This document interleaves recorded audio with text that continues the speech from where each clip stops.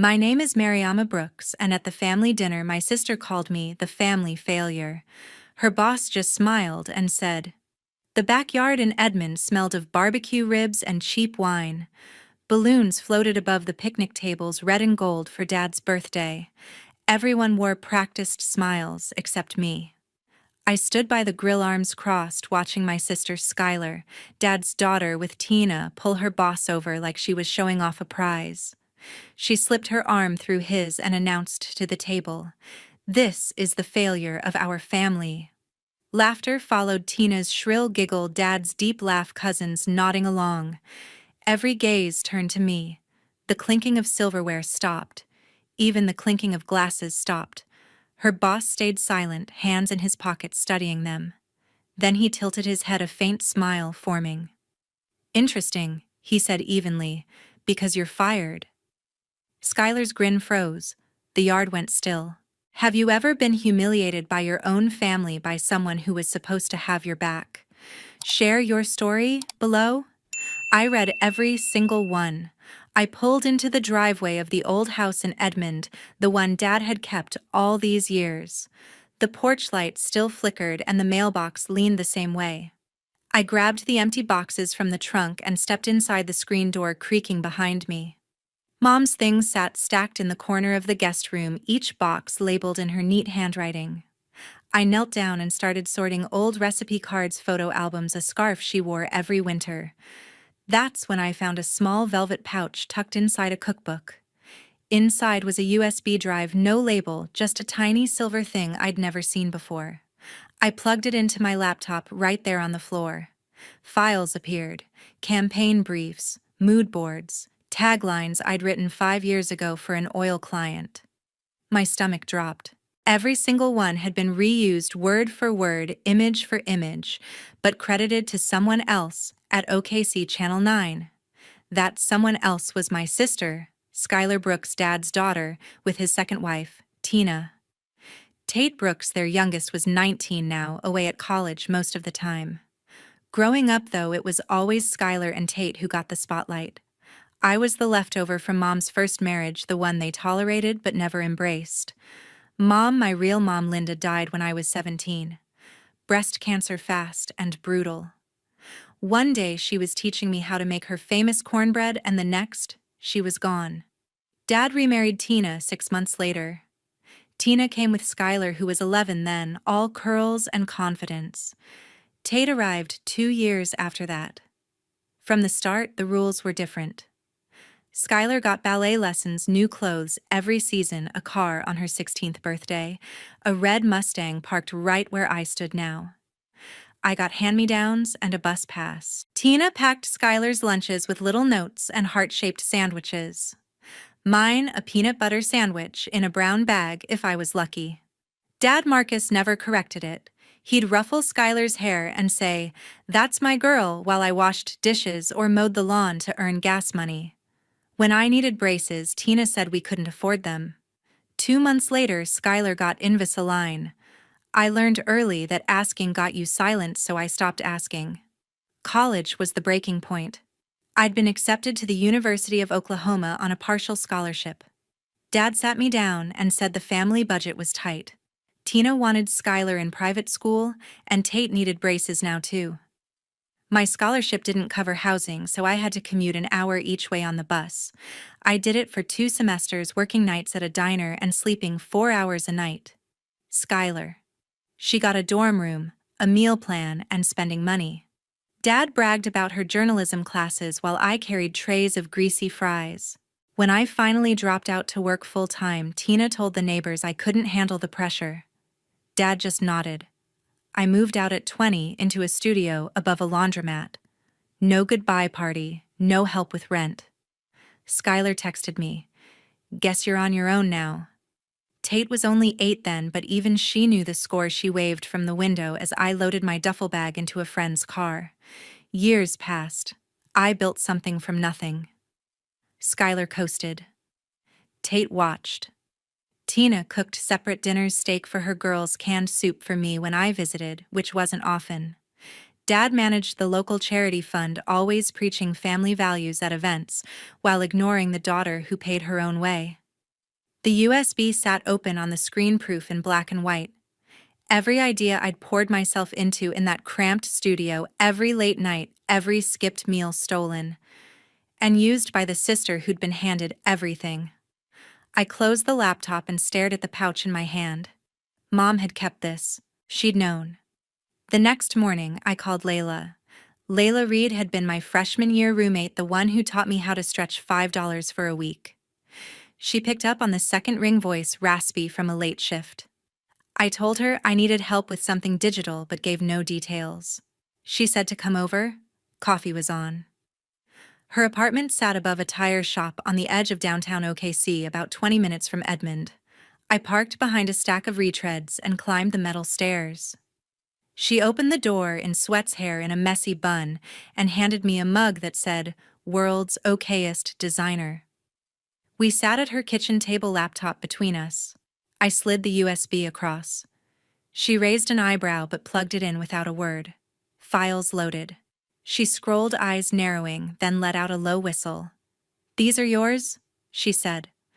Not a question. I nodded. "Every single one." She leaned back, arms folded. "You want me to trace the metadata? That's why I'm here." Layla worked fast, pulling timestamps, cross-referencing file paths, matching fonts and hex codes. By the time the coffee went cold, she had built a timeline, 5 years of my work uploaded to OKC Channel 9's server under Skyler's login. The same Skyler who thought I was still waiting tables. I stared at the screen. My first big break had come at 22, freelancing for a small rig outside Norman. The owner paid in cash and a tank of gas.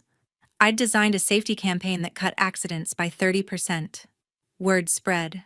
More gigs followed: drilling firms, pipeline startups, refineries. I learned to pitch, negotiate, and close. At 25, I registered Brookline Energy Creative out of a co-working space in Bricktown. 1 desk, 1 chair, 1 dream. I hired my first employee. 6 months later, a junior copywriter who quit after 2 weeks. I didn't blame her.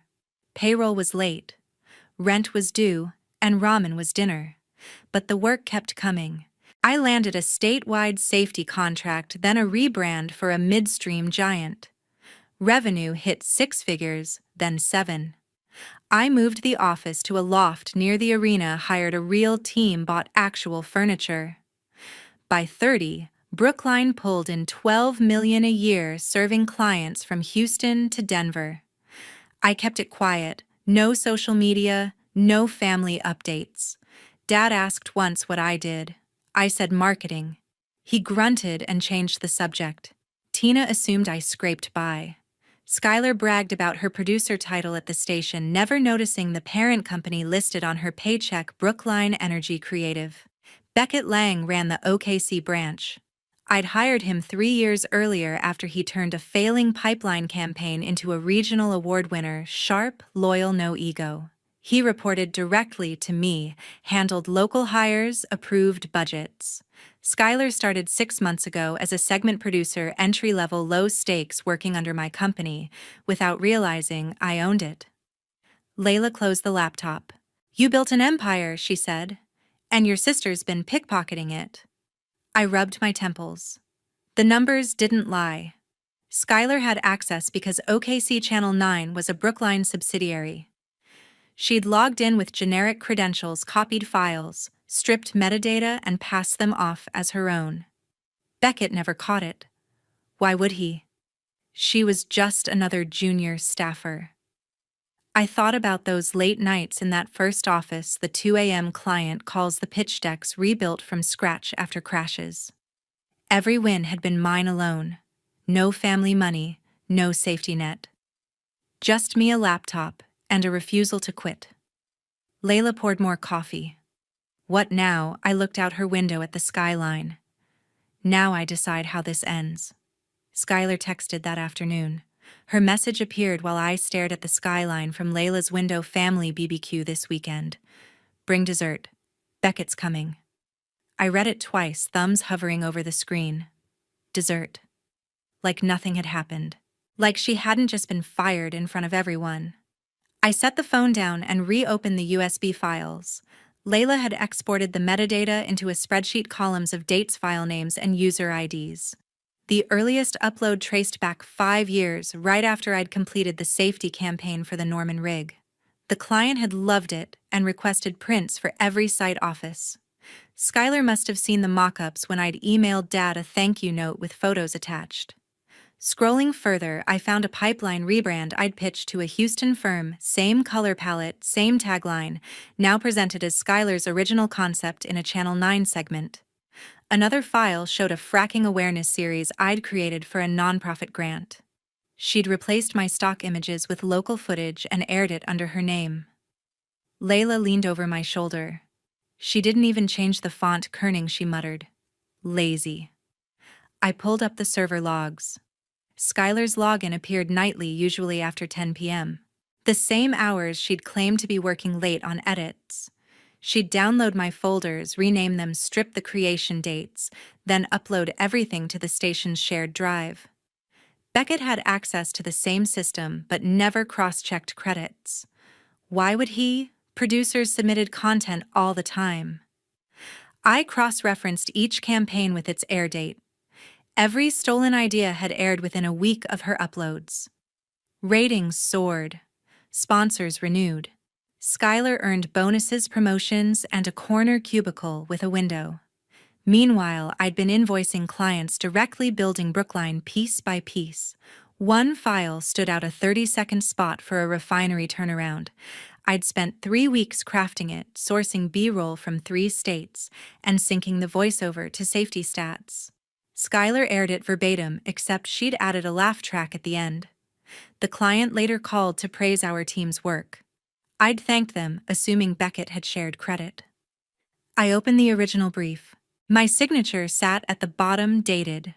Skyler's version bore a new footer, produced by Skyler Brooks, OKC Channel 9. No mention of Brookline, no mention of me.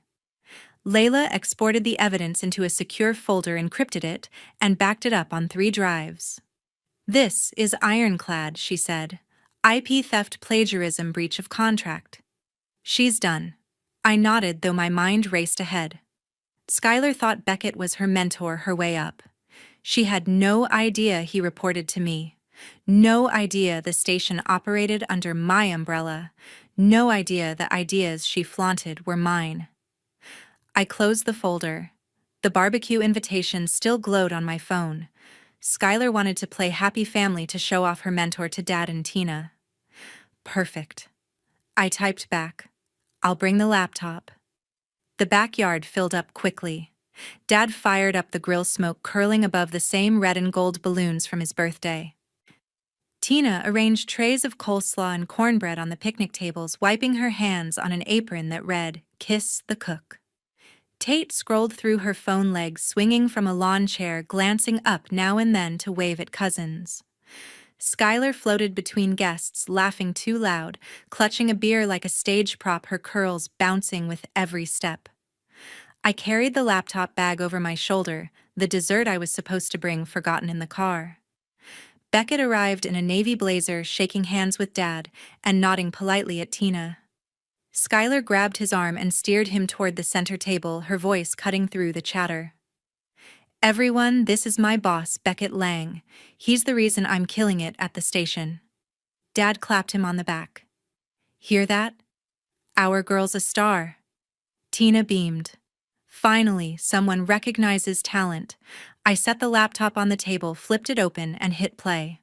The screen lit up with side-by-side comparisons, my original briefs on the left, Skyler's aired segments on the right.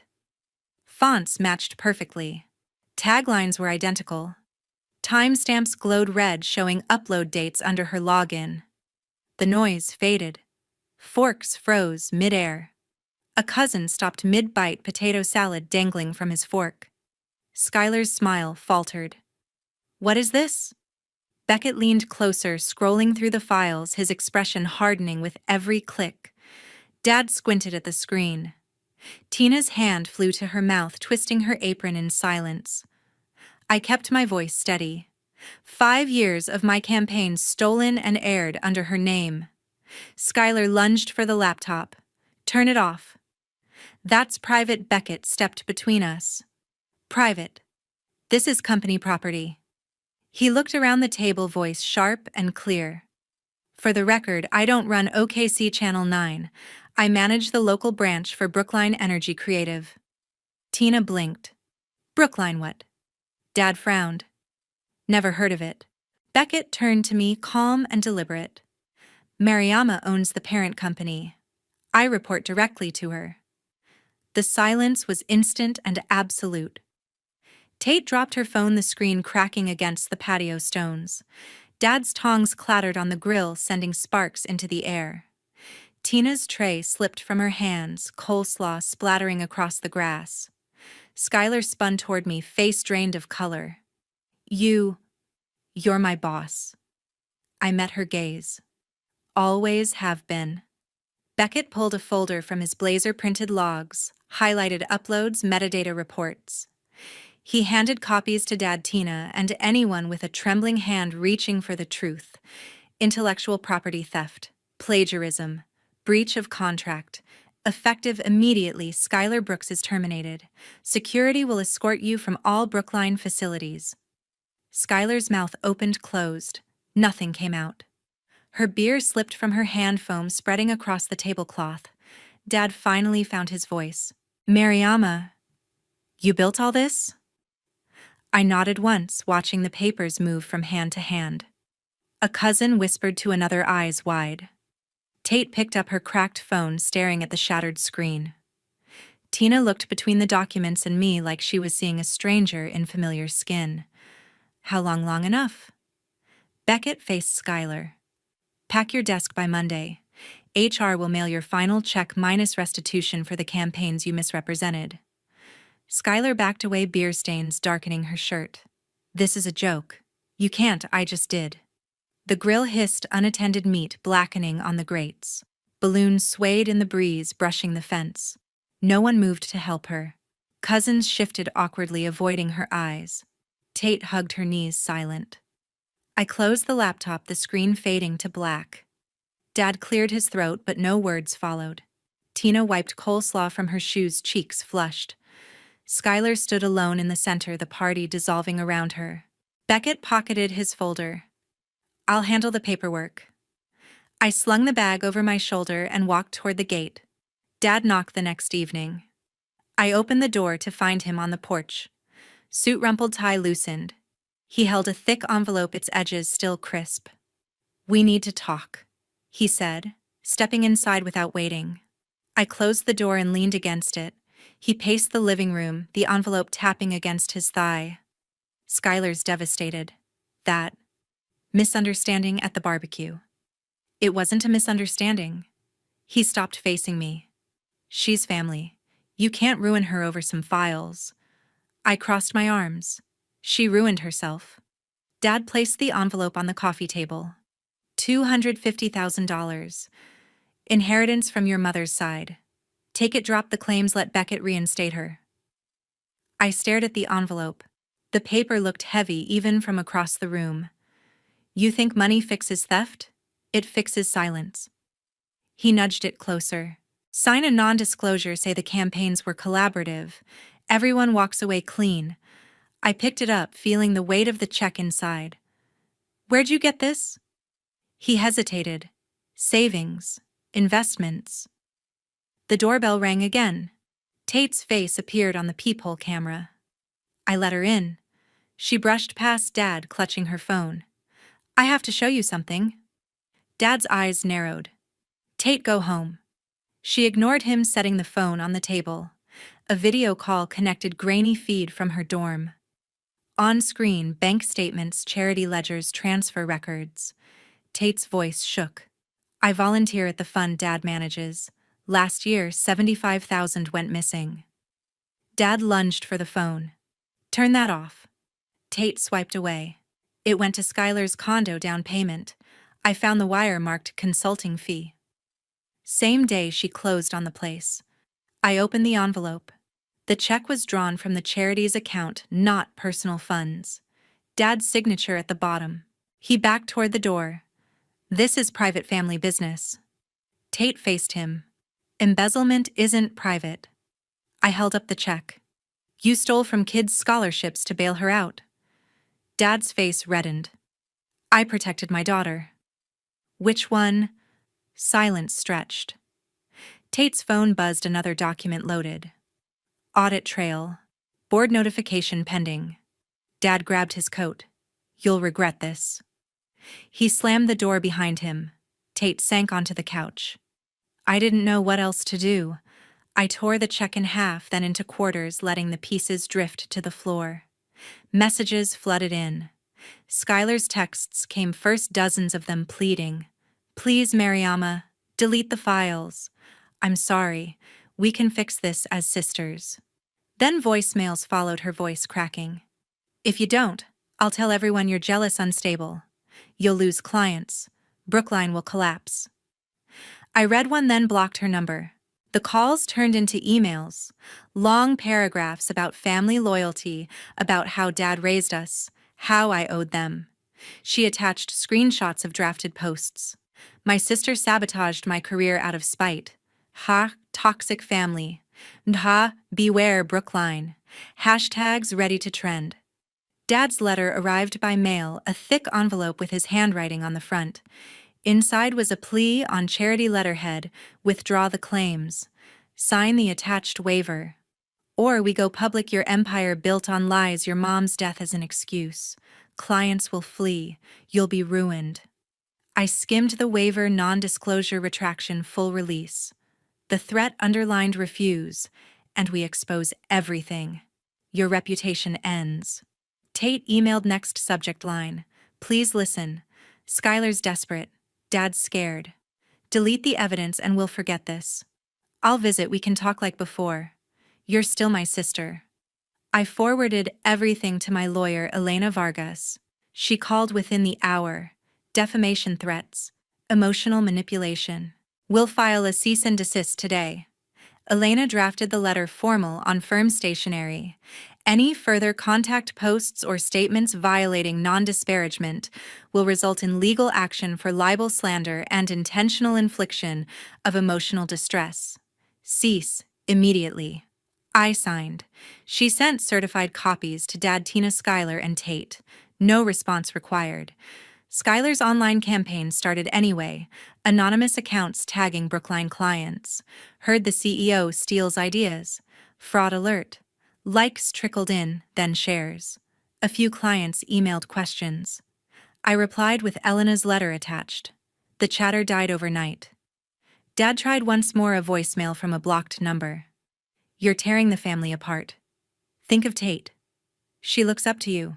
I deleted it. Tate showed up at the office lobby, eyes red. Security called me down. She held a coffee cup, voice small. Can we talk? Just us? I shook my head. No more talks. She left the coffee on the counter. I blocked her too. Then the house in Edmond appeared on real estate listings, Dad's name still on the deed, Tina's car in the driveway photos. I packed my apartment, donated furniture, hired movers. The Denver office waited, new branch, clean start. Dad's final letter arrived, forwarded, probation terms enclosed. I'm sorry. Forgive me. I fed it to the shredder, then the fireplace. Flames curled the paper to ash. Skyler's last email. You win. I'm nothing now. I marked it as spam. Tate's text from a new number: I miss you. Deleted. The truck pulled away at dawn. Edmond faded in the rearview, suburbs, oil rigs, the family home. The Denver skyline rose ahead, mountains sharp against the sky. I changed my number. Updated company contacts. No more Brooks in my inbox, clients pulled back. A few canceled contracts citing reputational risk. Most remained after Elena's letter circulated. Revenue dipped 5% before stabilizing. Brookline endured. Skyler's name disappeared from industry directories, blacklisted. No station would consider her resume. IP theft flagged every background check. She applied for retail work, cafes, anything. Rejections stacked up. Her condo went into foreclosure and she moved into a studio near the highway, neighbors unaware of her past. Dad faced the board. The audit confirmed the missing $75,000. Embezzlement charges followed. He accepted a plea deal, 3 years probation restitution, and community service at the very fund he'd stolen from. He wore an ankle monitor on grocery runs. Charity events banned him for life. Tina filed for separation, citing irreconcilable differences. She kept the house and sold the Mustang. Dad rented a bare 1-bedroom downtown. Tate transferred schools and stayed away from home. From Denver, I watched it all unfold. The new office overlooked Union Station trains rumbling below. The team expanded to 15. Contracts grew, renewables, tech integrations. 12 million became 15. Skyler's final LinkedIn post read, "Open to opportunities. No connections accepted." Dad's probation officer checked in monthly, no violations. He volunteered quietly at food banks. Tina sold their furniture on Marketplace. Photos showed empty rooms. One evening, I stood on the rooftop, city lights flickering. No more messages, no more threats. Only peace. Cutting ties wasn't revenge, it was release. Skyler learned that actions echo.